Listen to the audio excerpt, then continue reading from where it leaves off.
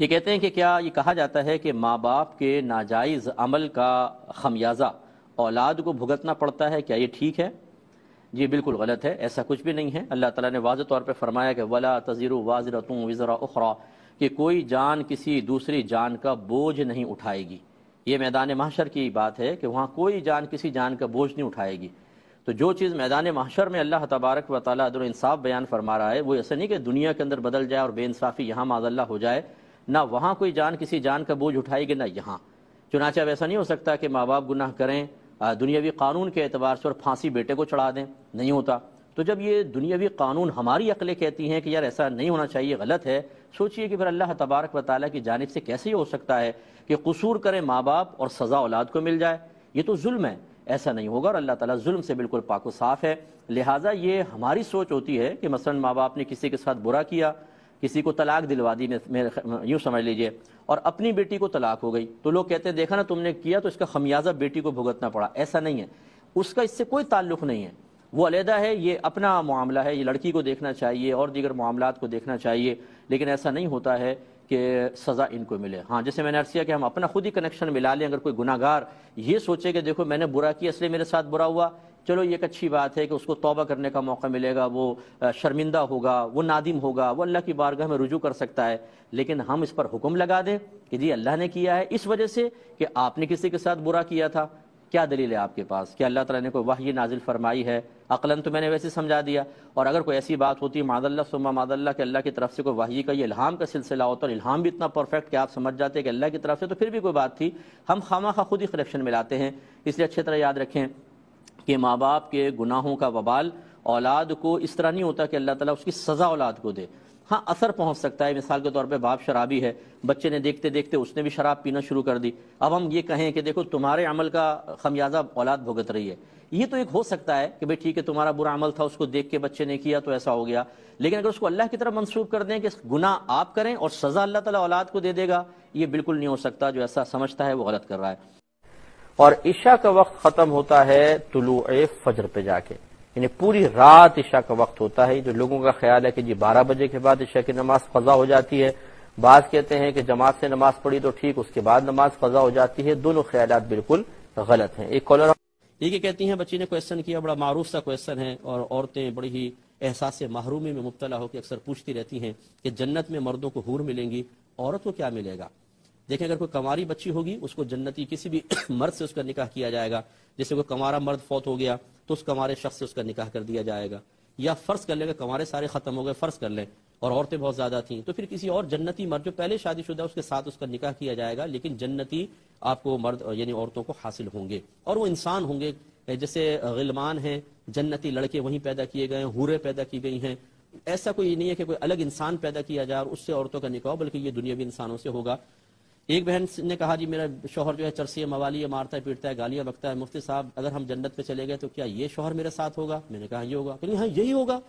میں نے کہا ہوگا لیکن بڑا اچھے انداز میں آ کر، اور اچھے مطلب اس کی ذرا ڈینٹنگ پینٹنگ ہو چکی ہوگی، بالکل بے فکر رہیں، یہ جب آپ کو یہ نظر آئے گا جنت میں تو بہت ہی خوبصورت اور ہر قسم کی آلائشوں سے پاک و صاف ہوگا۔ اس لیے اگر میری کوئی بہن اس طرح کی بات سن رہی ہے اور وہ کہے کہ یہی شخص مجھے ملے گا، وہ پہلی پریشان ہو اس سے، تو جنت میں جب آپ چلے جائیں گے تو یہ پریشانیاں نہیں ہوں گی۔ اگر فرض کریں کیسا بھی ہو وہ انتہائی خوبصورت ہوگا اور بالکل آپ سے محبت کرنے والا، پیار کرنے والا، کیونکہ جنت میں کوئی خراب چیز نہیں ہوگی۔ اس لیے میں کہتا ہوں کہ چھوٹی چھوٹی باتوں کی بنا پر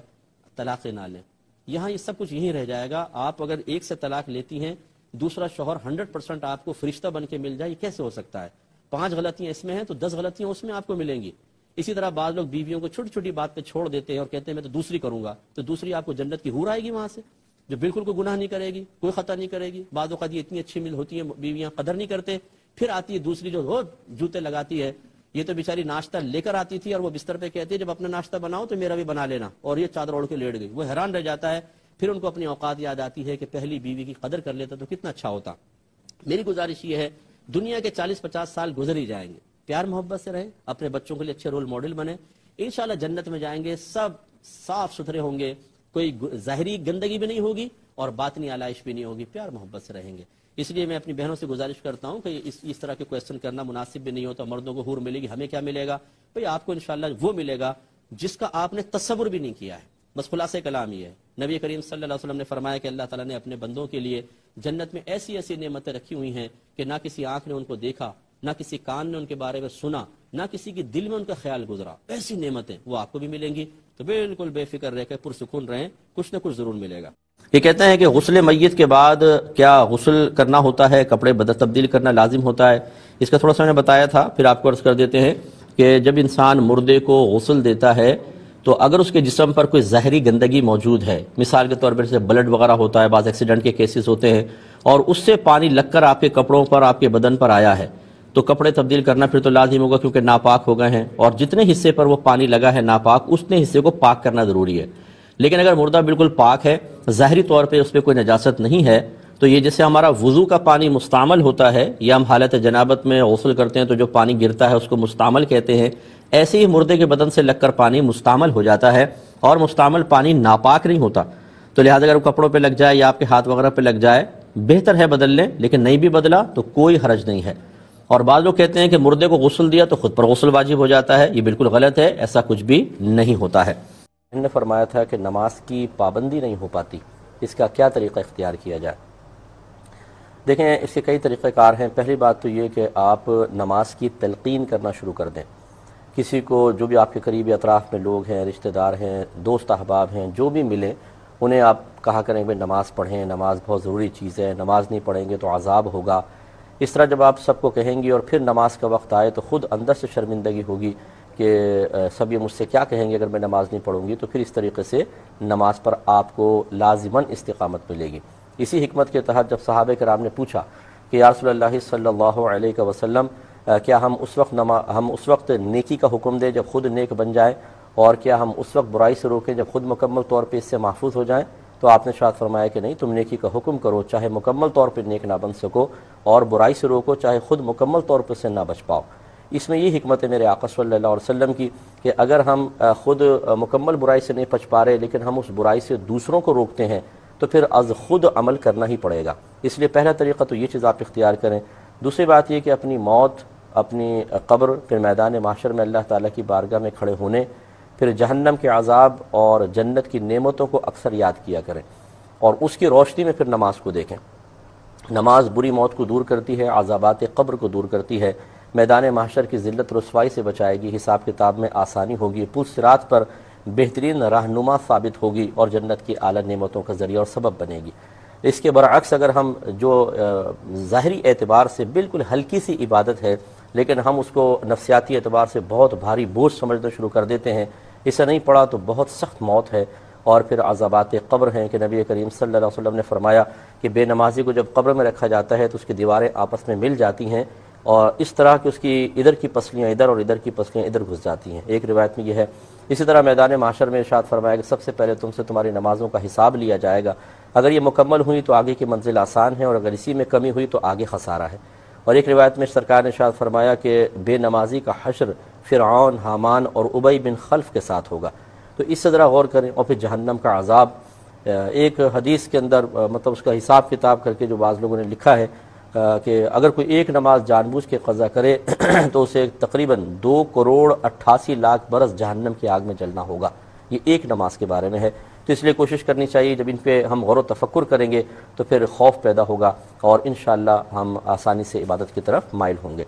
ایک یہ کویسچن کیا تھا کہ قبرستان کے اوپر چھت ڈلوانی ہے تو کیا اس کے لیے زکوٰۃ کا پیسہ استعمال کیا جا سکتا ہے کہ نہیں؟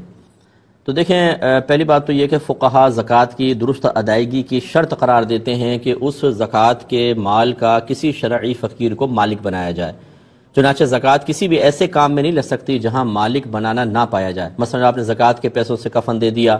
اسی طریقے سے مسجد بنا دی، اسی طرح قبرستان کی چھت ڈلوا دی، تو اس میں کوئی مالک تو بن نہیں رہا، لہٰذا زکوٰۃ ادا نہیں ہوگی۔ اچھا، اب اس میں شرعی ہیلے کے ساتھ ہو سکتی ہے، لیکن اچھی طرح یاد رکھیں شرعی ہیلہ وہیں ہو سکتا ہے جہاں بہت ہی سخت دینی ضرورت ہو، وہاں ہو سکتا ہے۔ اور قبرستان کے اوپر چھت کوئی ایسی دینی ضرورت نہیں، دنیا بھر کے قبرستان کھلے پڑے ہیں، کیوں کروانا چاہتے ہیں چھت؟ کیا مردوں کو گرمی سے بچانا مقصود ہے؟ تو وہ تو ان کے نیک اعمال سے بچ سکتا ہے، ورنہ آپ بہت سے لوگوں نے تو اے سی تک لگائے ہوئے ہیں اپنے بڑوں کی قبروں کے اندر، اے سی لگائے ہوئے، شاید اپنے لیے لگائے ہوں گے۔ قبروں کے اندر سے مراد جیسے عمارت سے بنا دی، اندر اے سی لگا دیا، وہ شاید خود فاتحہ پڑھنے جاتے ہیں تو انہیں وہاں 5 منٹ ٹھہرنا بھی دشوار ہو جاتا ہے۔ تو وہ اے سی لگائے ہوئے ہیں، لیکن ہو سکتا ہے کہ فرض کر لیں اگر یہ ذہن میں ہو کہ اے سی لگا دیں، ذرا سایہ کر دیں قبر کے اوپر تو مردے کو سکون ملے گا، اس کو اس ظاہری اشیاء سے بالکل کچھ سکون نہیں ہے۔ اب اسے ملے گا نیک اعمال سے، اولاد نیک ہے، دعائے بخشش و مغفرت کرے، ثواب جاریہ کرے، یا آپ ملنے گئے تو اس کو انسیت محسوس ہوگی، اس سے اس کو فائدہ ہو سکتا ہے۔ قبرستان کی چھت ڈالنے سے کوئی فائدہ نہیں۔ اور اگر یہ آپ کا ذہن ہے کہ چلو لوگ آ کے دفناتے ہیں، بہت تیز دھوپ ہوتی ہے، وہ اس کے سائے میں کھڑے ہوں گے، یہ اچھی سوچ ہے، لیکن صرف سائے سے دھوپ سے بچانا، اور ایک غریب کے گھر میں کھانا نہیں ہے، پینا نہیں ہے، وہ فاقے کرنے پہ مجبور ہے۔ آپ میڈیا پہ دیکھتے ہیں یہ خبریں تو لاکھوں کا عشر اشیر ہوتی ہیں کہ لوگ خودکشیاں کر رہے ہیں، اپنے بچوں کو مار رہے ہیں، پھر خود بھی مر رہے ہیں کیونکہ کھانے پینے کو نہیں ہے۔ ہم قبرستان کی چھتوں کے لیے پیسہ وقف کرنا شروع کر دیں جہاں کوئی ضرورت اتنی بڑی نہیں ہے، تو اس لیے ایسی جگہوں پہ خرچ کرنے سے اجتناب کرنا چاہیے۔ اگر کوئی مرد موجود نہ ہو تو کیا عورت بچے کے کان میں اذان دے سکتی ہے کہ نہیں؟ سوری، تو بالکل دے سکتی ہے۔ ہم نے پہلے بھی اس کا ایک دفعہ جواب دیا تھا۔ یہ جو نماز والی اذان ہوتی ہے یہ چونکہ اعلام ہے، اعلام مینز خبر دینا کہ نماز کا وقت ہو گیا ہے، اور اس میں بلند آواز سے دی جاتی ہے تاکہ دور تک آواز پہنچے اور لوگ سمجھ جائیں کہ جی اذان کا نماز کا وقت ہو گیا ہے اور لوگ جماعت کے لیے آنا شروع ہو جائیں۔ تو اس میں تو عورت کی اذان مکروہ ہے کیونکہ عورت کی آواز دور تک پہنچے گی اور عورت کی آواز میں ایک ملائمت بھی ہوتی ہے، تو اس وجہ سے دل میں برا خیال آ سکتا ہے، عورت کے لیے اذان دینا مکروہ رکھا۔ لیکن جو بچے کے کان میں اذان دی جاتی ہے اس کا مقصود اعلام نہیں ہے، یعنی خبر دینا نہیں ہے، بلکہ وہ تو برکت کے لیے ہے تاکہ بچے کی میموری میں سب سے پہلے اللہ تبارک و تعالیٰ کا نام محفوظ ہو جائے۔ اذان کے اندر جو پاکیزہ کلمات ہیں ان کا فیض بچے کے کانوں کے ذریعے اس کی روح تک پہنچ جائے، تو لہٰذا وہ چاہے مرد دے چاہے عورت، دونوں سے سنت ادا ہو جائے گی۔ اگرچہ سنت متوارثہ یہی رہی کہ مردوں نے کانوں میں اذان دی ہیں، لیکن اگر کوئی بہن دیں گی تب بھی بالکل جائز ہوگا۔ ایک اور بہن نے مزید پوچھا تھا کہ پھر اس کا طریقہ کیا ہوگا؟ طریقہ یہ ہے کہ آپ بچے کو یوں ہاتھوں میں اٹھا لیں اور اس کے سیدھے کان میں اذان دیں، پھر الٹے کان میں اقامت، تو یہ اتنا بھی کافی ہے، لیکن کہا گیا ہے کہ 3 بار اذان اور 2 بار اقامت، یعنی اس طرح کہ پہلے اذان پھر اقامت پھر اذان پھر اقامت پھر اذان، لیکن اتنا طویل نہ ٹائم ہوتا ہے اور نہ کوئی مطلب تکلف کرتا ہے۔ اصل تو برکت حاصل کرنا ہے، اصل تو بچے کو فیض پہنچانا ہے، تو صرف اگر اذان بھی دے دی جائے اقامت بھی نہ ہو تب بھی کافی ہے، اور اگر چاہیں تو اذان اور اقامت کر لیں، یہ اس سے زیادہ بہتر ہوگا۔ انہوں نے کہا کہ پھل یا خلال، پھل کھایا خون اس پہ لگا نظر آیا، خلال کیا ٹوتھ پک کے اوپر خون آ گیا تو اور ہے وہ باوضو، تو کیا وضو ٹوٹے گا کہ نہیں؟ دیکھیں صورت میں مسئلہ یہ ہوتا ہے کہ آپ تھوک پھینک کر دیکھیں، اگر تو اس میں سرخی زیادہ ہے تو سمجھ لیجئے کہ خون تھوک پر غالب ہے، وضو ٹوٹ جائے گا، اور اگر وہ زرد رنگ کا ہو تو اس کا مطلب ہے کہ تھوک خون پر غالب ہے، اور جب تھوک خون پر غالب ہوتا ہے تو وضو نہیں جاتا، تو وضو قائم ہے، ٹھیک ہے نا؟ تو یہ صرف پھل پہ جو بلڈ آیا وہ تو بڑی معمولی سا ہوتا ہے، بہنے والا نہیں ہوتا، اس سے تو وضو کا فرق نہیں پڑے گا۔ اب آپ کو یہ والا امتحان کرنا پڑے گا کہ سائیڈ میں ہٹ کے ذرا تھوک پھینک کر دیکھیں اور اس کو ذرا مشاہدہ کریں، پھر آپ فیصلہ کر سکتے ہیں۔ کوئی شخص سفر کر رہا ہو اور طویل سفر ہو اور اس نے اپنے ساتھ قرآن پاک رکھا ہو، اور ان کے کہنے کے مطابق اگر فرض کر لیں کوئی حالت جنابت میں بھی ہو تو کیا کرے، اور اگر فرض کر لیں نہیں ہے لیکن باوضو ہے پھر بھی لمبا سفر ہوتا ہے، وضو قائم نہیں رہتا، تو پھر اس قرآن پاک کو کیسے وہ سنبھالے، اس کا کیا حکم ہوگا؟ دیکھیں جب آپ قرآن پاک کو جزدان میں لپیٹ دیتے ہیں، ایسی صورت میں آپ بے وضو بھی اس کو چھو سکتے ہیں اور حالت جنابت میں بھی اوپر سے پکڑ سکتے ہیں جزدان میں، کیونکہ جزدان جو ہوتا ہے نہ وہ قرآن کا لباس بنتا ہے نہ وہ آپ کا لباس ہے، یعنی آپ اگر اپنے اوپر پہنی ہوئی کسی چیز سے قرآن کو پکڑیں، جیسے بہن نے ایک دوپٹہ اوڑا ہو اور اس دوپٹے کے کنارے سے قرآن کو پکڑیں تو یہ غلط ہوگا، کیونکہ اپنے پہنے ہوئے کپڑے سے آپ نے پکڑا، یہ بالکل جسم کا ایک حصہ ہی ہوتا ہے سمجھ لیں لباس، تو گویا کہ اپنے ہاتھ سے پکڑا، یہ صحیح نہیں ہوگا۔ ایسی قرآن پہ جو جلد چڑی ہوتی ہے، چپکی ہوتی ہے، وہ قرآن کا لباس بن جاتی ہے، اس کے اوپر سے پکڑیں گے تب بھی گناہگار ہوں گے، لیکن جزدان ایک الگ لباس ہے، یعنی الگ کپڑا ہے، نہ وہ قرآن کے ساتھ وابستہ ہے سختی کے ساتھ، نہ آپ کا لباس ہے، جب آپ جزدان میں لپیٹ دیتے ہیں تو پھر اوپر سے آپ پکڑ سکتے ہیں، تو اس لیے قرآن پاک کو آپ بیگ میں رکھ لیں، جزدان کے ساتھ اٹھانا پڑے تو کوئی مسئلہ نہیں۔ پروویڈنٹ فنڈ جو ہے اس میں مسئلہ یہ ہوتا ہے کہ اگر آپ کی سیلری آپ کی اجازت کے بغیر کاٹی گئی ہے اور آپ اس سے راضی نہیں ہیں اور وہ بعد میں اس میں کوئی پروفٹ ملا کر آپ کو دیتے ہیں تو وہ سیلری بھی جائز، پروفٹ بھی جائز، اور جتنی آپ کی سیلری اس کے پاس رہے گی ہر سال اس پر زکوٰۃ دیگر مال کے ساتھ مل کر بنتی رہے گی، لیکن ادائیگی اس وقت لازم ہوگی کہ جب وہ مال آپ کے قبضے میں آئے گا۔ اور اگر آپ کی مطلب رضامندی سے انہوں نے کاٹا ہے اور باقاعدہ ایگریمنٹ ہوا ہے کہ ہم تجارت وغیرہ میں لگائیں گے کسی میں، تو پھر وہ تجارت وہ بالکل آپ کے لیے حلال ہے اس کا پروفٹ لینا، اور مطلب اس پہ زکوٰۃ اب بھی بنتی رہے گی۔ اور تیسری صورت ایسی ہوتی ہے کہ آپ راضی ہیں، خوشی سے آپ نے کٹوایا ہے اور کوئی ایگریمنٹ وغیرہ نہیں ہے، بس یہ ہے کہ ہم رکھیں گے اور آپ کو پروفٹ دیں گے، ایسی صورت میں ایگریمنٹ گناہ ہوتا ہے، زکوٰۃ ابھی بنے گی۔ یعنی زکوٰۃ کا معاملہ تو تینوں میں رہے گا، لیکن میں نے اس لیے بتا دیا کہ اس کی بعض صورتیں جائز اور بعض صورتوں میں پروفٹ ناجائز ہے۔ اب رہی ہٹ دھرمی کا، جی ہم مسئلہ نہیں مانتے، اب تو یہ مطلب یہ کہ اس میں کوئی مجھے تعجب نہیں ہوتا، کیونکہ عرصہ دراز ہو گیا ہے کہ ہمارے مسلمان بھائی ایک مسلمان گھرانے میں پیدا ہونے کے باوجود اپنے مذہب اسلام سے جتنے مطلب دور ہیں، اور معاذ اللہ ثم معاذ اللہ ایک بہت بڑی تعداد ایسی ہے جو خود مذہب اسلام کی تعلیمات کو ناپسند کرتی ہے، وہ ایک آزاد زندگی چاہتے ہیں۔ ہاں، باہر کے ملک میں جائیں تو وہاں کے قانون کی تعریف بھی کریں گے اور اس کو فالو کریں گے، دبئی چلے جائیں، یو کے چلے جائیں، یو ایس چلے جائیں، یہاں شترے بے مہار ہوں گے، وہاں بالکل سیدھے چلیں گے اور تعریف کریں گے کہ نہیں بھائی بہت اچھا قانون ہے اور اس کو بالکل فالو کرنا چاہیے۔ لیکن جب دین اسلام کی باری آتی ہے تو اپنے مذہب اسلام کی تعلیمات کو حقیر جان کر اپنی ہٹ دھرمی کا مظاہرہ کرتے ہیں، اور یہ اپنی آخرت کی بربادی کا بہت زیادہ سامان کرنا ہے۔ یہ میں بارہا یہ جملہ کہتا ہوں، حضرت علی کرم اللہ وجہہ الکریم کا قول بھی عرض کر دیتا ہوں، اور وہی اس کا خلاصہ بھی میری بات کا یہ ہوتا ہے، آپ نے فرمایا دنیا کے سارے لوگ سو رہے ہیں، یہ جاگیں گے اس وقت جب ان کو موت آئے گی، تو مرنے کے بعد تو پتہ چل جائے گا کہ تعلیم شرع کا مذاق اڑانا، اپنے نفس کی خواہش پر عمل پیرا ہونے کے لیے ان سے بیزاریت کا اظہار کرنا تاکہ نفس کو پابندی ہی برداشت نہ کرنی پڑے، یہ آپ کے لیے کوئی نافع نہیں ہے، یہ آخرت میں بہت شدید وبال رکھتا ہے۔ بہن کو چاہیے کہ ان کو سمجھانے کی کوشش کریں، نہ مانے تو بحث نہ کریں، اپنے عمل کو اچھا کر لیں۔ اگر کوئی شخص کسی کفریہ بات پر ہنس رہا تھا، اس کی ہنسی دیکھ کر ہمیں بھی ہنسی چھوٹ گئی، تو کیا حکم شرع ہوگا؟ دیکھیں، مسئلہ یہ ہے کہ کسی کفریہ بات پر خوش ہونا، یہ فقہا نے اس کا سخت اس کی گرفت رکھی ہے، کیونکہ کفریہ بات سن کر تو ایک دم دل جل جانا چاہیے، افسوس ہونا چاہیے، صدمے کے آثار ہمارے چہرے پر نمایاں ہونا چاہیے، کیونکہ ایک کامل مومن کفر سے شدید ترین نفرت کرتا ہے۔ نبی کریم صلی اللہ علیہ وسلم نے ارشاد فرمایا کہ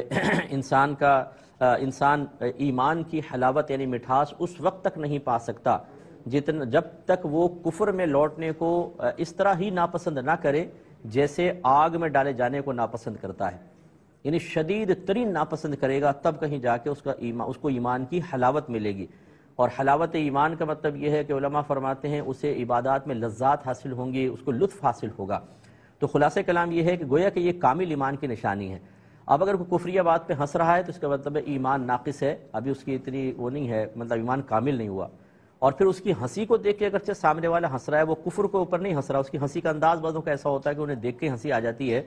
تو جو یہ کفریہ بات پہ ہنس رہا ہے اس کو تو کہیں گے لازم کہ تجدید ایمان، تجدید نکاح کرو۔ اور جو اس کی ہنسی کو دیکھ کے ہنس رہا ہے، بہرحال اس کو تو افسوس ہونا چاہیے تھا، کیونکہ اس کو یہ تو کم از کم پتہ ہے کہ یہ کفریہ بات پر ہنس رہا ہے، تو اس کو صدمہ ہونا چاہیے تھا، لیکن یہ بھی ہنس رہا ہے، اس لیے احتیاطاً اس کے لیے بھی حکم یہ ہوگا کہ آپ تجدید ایمان، تجدید نکاح کریں۔ لیکن اس کے ہنسنے کی کراہت جو پہلے ہنس رہا تھا، اس دوسرے والے ہنسنے والے کی کراہت سے زیادہ ہے، اس کی کم ہے، کیونکہ یہ کفریہ بات پر نہیں، اس کی ہنسی پر ہنس رہا ہے اور وہ کفریہ بات پر ہنس رہا ہے۔ لیکن بہرحال ان چیزوں کو ہنسی مذاق کا ذریعہ نہ بنائیں، بعض اوقات مذاق میں انسان ایمان سے محروم ہو جاتا ہے اور شیطان تباہ و برباد کر دیتا ہے۔ ایک سوال یہ کیا تھا کہ ان کے بھائی کی کرنٹ لگ کر ان کا انتقال ہوا بھائی کا، تو کیا یہ شہادت کی صورت بنتی ہے کہ نہیں؟ تو دیکھیں، جو ہم نے مطلب احادیث میں نبی کریم صلی اللہ علیہ وسلم کا مزاج مبارکہ مطالعہ کیا، اس کا نتیجہ یہ نکلتا ہے کہ جو ناگہانی آفات سے لوگ ہلاک ہوتے ہیں ان کو مقام شہادت دیا جائے گا، جیسے ایکسیڈنٹ سے کوئی ہلاک ہو جاتے ہیں، یا کسی بہن کی پریگننسی کے دوران وفات ہو جاتی ہے، اسی طرح کوئی اوپر سے گر کے اگر انتقال کر جاتا ہے، تو یا یہ ایسے جیسے کرنٹ وغیرہ لگ گئے، تو انشاءاللہ یہ حکماً شہید ہوتے ہیں۔ یعنی حقیقتاً تو جو شہید کی تعریف ان پہ صادق نہیں آتی ہے، لیکن نبی کریم صلی اللہ علیہ وسلم نے چونکہ ان کے لیے مقام شہادت بیان فرمایا، لہٰذا اللہ کی رحمت سے امید ہے کہ انشاءاللہ وہ جو شہید کا انعام ہے وہ ان کو بھی دیا جائے گا۔ لیکن انہوں نے کہا